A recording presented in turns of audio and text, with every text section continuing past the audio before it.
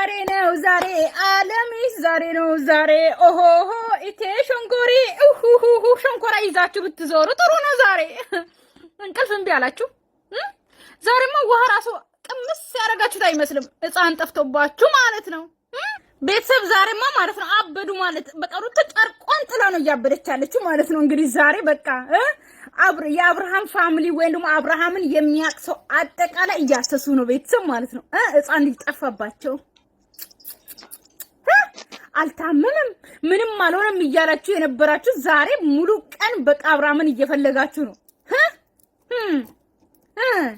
አዎ እንደዚህ ተንከራተቱ። ምክንያቱም እነሱም እንደዚህ ነው ተንከራተቱት። አብርሃምን አንዴ አሳዩ።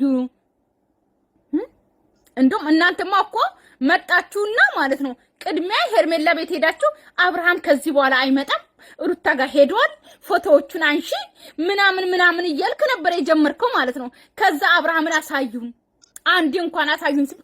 አዎ ጸባይ ካላችሁ ነው የምናሳየው ምናምን እያላችሁ እየፎከራችሁ ነበረ። እንደዚህ ቅመሱ ትንሽ። ዛሬ ደግሞ ይሄ ስልባቦት ይዛችሁ መጣችሁ። ምን ሁለታችሁ ጥቁር የለበሳችሁት አይበቃም? ትንሽ አንድ ነጭ የለበሰው መሀል ላይ እንክተት ብላችሁ ነው።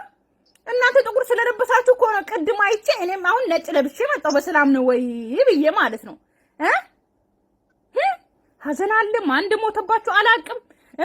ሰው ነው እንጂ የጠፋው እኮ ለቅሶ የለም መቼም ማለት እንደ ጥቁር በጥቁር ለብሳችሁ እንግዲህ ዛሬ እየዞራችሁ ነው። በሰላም ነው ግን ኢትዮጵያ ግን ደህና ናት።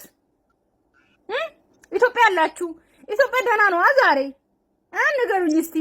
በአንድ እግሩ ነው ያቆሙት አሉ እነዚህ እየፈለጉ አብርሃም ሕፃን ልጅ ጠውቶ ማለት ነው ወዲህ እያሉ ነው።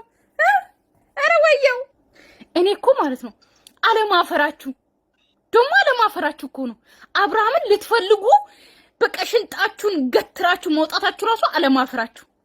አሁን በየቤቱ አሁን ብዙዬ ጋር አለ ተብሎ ሊዞሩ ነው። ገባችሁ አይደል? ሊሄዱ ነው።